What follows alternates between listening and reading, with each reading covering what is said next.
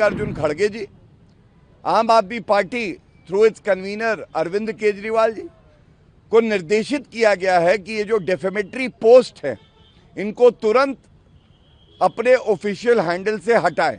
जो ओछी घटिया हल्की राजनीति कांग्रेस पार्टी और आम आदमी पार्टी और विपक्षी दल कर रहे थे, उनको ये करारा तमाचा है और झूठ की हार हुई है और सत्य की जीत हुई है। अंकिता भंडारी केस के अंदर जो हमारी बेटी के समान है, 3.5 साल बाद भी बार बार उसका नाम लेकर अपनी राजनीतिक रोटियां सेकने का काम कांग्रेस, आम आदमी पार्टी, यूकेडी लोग सभी लोग कर रहे थे। जब इनका प्रदेश में कुछ काम नहीं होता, मन नहीं जीत पाते, तो ये फिल इन दी ब्लैंक्स में कभी किसी का नाम भर देते हैं, कभी किसी का नाम भर देते हैं, कभी किसी का नाम भर देते हैं। श्री दुष्यंत गौतम जी, जो कि पिछले 5 दशक से सार्वजनिक जीवन में हैं, जनता की सेवा कर रहे हैं और भारतीय जनता पार्टी के सम्मानित नेता हैं, एक कुंठित प्रयास कांग्रेस पार्टी द्वारा और आम आदमी पार्टी द्वारा किया जा रहा था कि उनके मान सम्मान पर धब्बा लगाया जाए और बिना तथ्यों के, बिना प्रमाण के।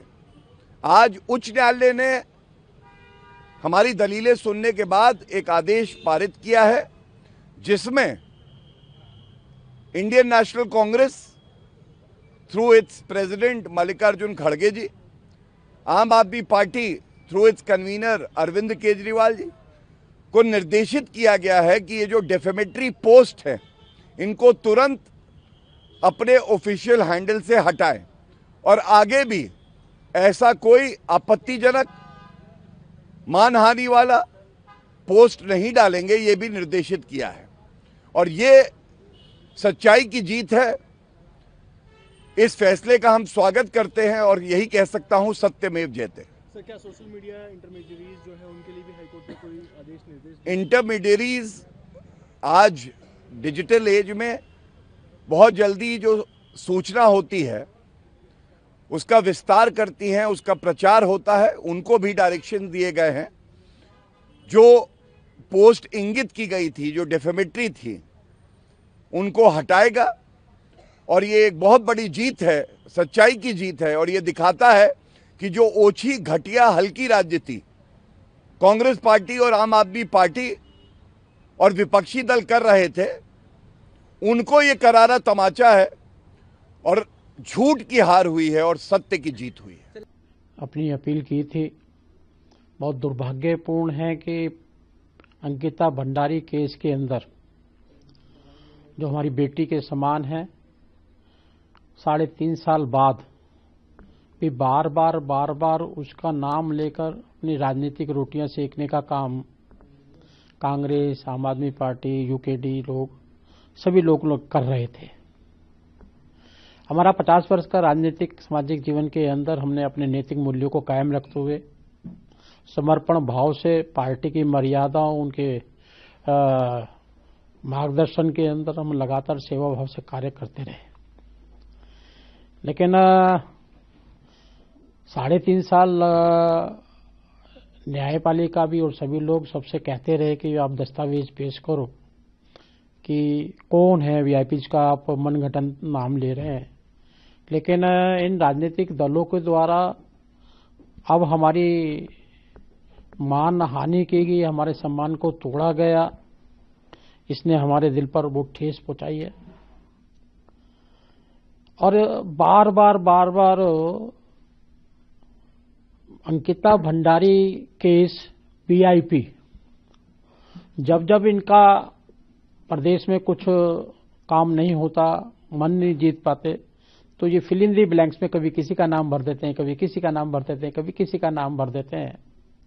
और हमारा नाम आज इन्होंने डालकर जिस प्रकार से प्रचार प्रसार किया गया है, मैं कोर्ट में गया हूं, कोर्ट ने उसको स्वीकार कर लिया है, इनको आधे नोटिस जारी कर दिया गया है।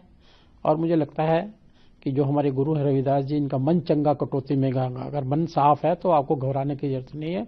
उनके मूल मंत्र पर चलते हुए इनको आने वाले समय के अंदर निश्चित है इनको कुछ ना कुछ इनको सजा मिलेगी। जैसा आपका कहना है और आप लगातार इस बात को कह भी रहे हैं कि आप लोग को राजनीतिक साजिश के तहत क्या ही फंसाया गया है, राजनीतिक साजिश के तहत आपके नाम का इस्तेमाल किया जा रहा है। जी बिल्कुल राजनीतिक है। उस काल के अंदर उस लोकेशन में मैं उत्तराखंड में हूं ही नहीं। मैं उसके दूसरे दिन 17 तारीख को मैं प्रधानमंत्री के जन्मदिन के कार्यक्रम में दिल्ली में था। दूसरे दिन भी मैं आदरणीय होम मिनिस्टर के साथ में सुबह एक कार्यक्रम में मैंने पार्टिसिपेट किया। दूसरे दिन मैं उड़ीसा चला गया हूं। तो वरिष्ठ नेताओं ने कहा कि भाई क्या उत्तराखंड के बारे में जानकारी, तो मैं 21 तारीख को उत्तराखंड गया हूं ये मालूम करने के लिए। जब कांड हो चुका, हाहाकार मच रहा था, मेरा कोई रोल नहीं, मैं वहां पर था ही नहीं, उत्तराखंड में ही नहीं था उस दौरान के अंदर।